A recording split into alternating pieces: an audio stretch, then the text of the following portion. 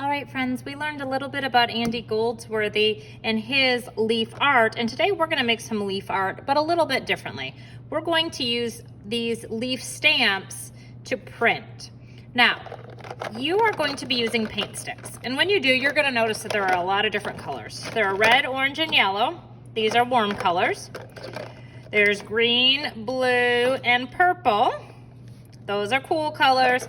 Then there's some neutral colors like brown.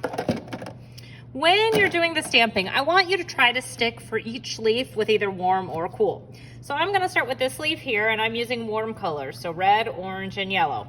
I can do the whole thing with just red, or I can do red, orange, and yellow on it. So I'm just using the paint sticks, and I'm making sure that I cover the entire leaf. All right, now my leaf is covered. I'm gonna take it, turn it upside down, and transfer it, stamp it. So I'm applying pressure. Once I apply pressure, I can't scoot it or wiggle it around. Once it's down, it needs to stay down for a nice clean stamp. When I lift it off, I have the leaf.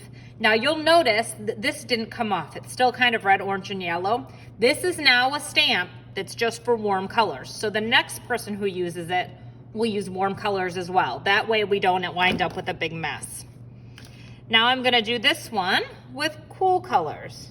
Cool colors are blue, green, and purple. And you're gonna see that once I've used those colors, it's gonna kind of still be on the leaf. So I want to not mix the warm colors. So now this is a cool color leaf, and it's only to be used by the next person for blue, green, and purple. Take it and stamp it. Again, I'm not wiggling it. Once it touches the paper, I'm just applying pressure. If it isn't the perfect stamp, that's okay. You can see it didn't stamp perfectly right there. I'm not gonna restamp it. It doesn't look good if I restamp it. Now this is still a warm color leaf, so I'm not going to add blue, green, and purple. I'm going to continue to add just the warm colors. I can do it in different places because the warm colors look good mixed together. So it's not exactly in the same place as it was before, but that's fine. And I want to try to get them pretty close together. Now I will time lapse you while I add a couple more. Now you can see I fit 6. You'll probably be able to fit at least 6, maybe more. Now I'm going to use a Sharpie marker, and I have it on top of a mat. And what I want to do is pretend like I'm driving around the leaves. I'm using line to create visual interest in this piece.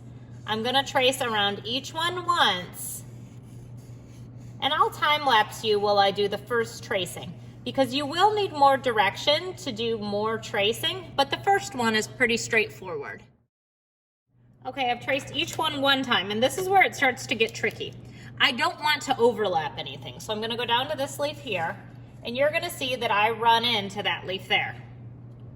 I'm lifting up and letting it go behind. Again, I'm gonna run in there, I'm letting it go behind. I'm not overlapping anything. So now I'm gonna do each leaf a second time. And wherever I'm going to overlap, I lift my marker. This to me is kind of like a game. I imagine that my marker is a little car, and it's driving on a really curvy road around these leaves. When I get to another leaf, it's like getting to another car, and I have to stop. And I'm lifting up.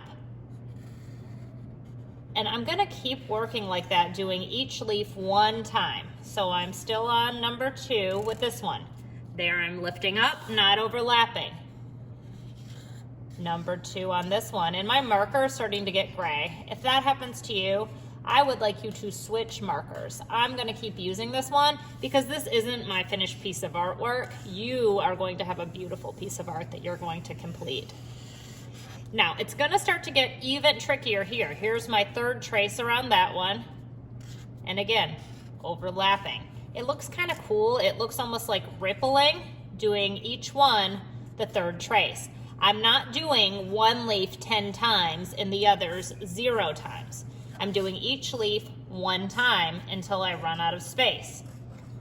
And I will time lapse you while I finish this up. When I get to the end, it gets tricky like this. I can't trace the leaves anymore.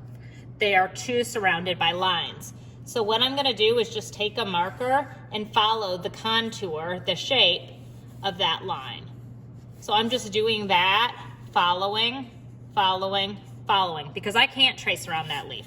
There's no space left. So my goal is to have these really pretty natural looking leaf shapes that are just surrounded by ripples. I'm practicing my motor skills. Motor skills are things I need for writing and drawing as I do this. Oop, I'm gonna get this little one here. You see it has that shape? I'm gonna just follow. It's almost like, I don't know, an arch shape there until my work is complete. So again, I never overlap my lines. If you accidentally did, that's okay. But my work shows you that I understand warm and cool colors. I got to do some fun printmaking, and I learned how to drive my marker car to make really, really pretty lines.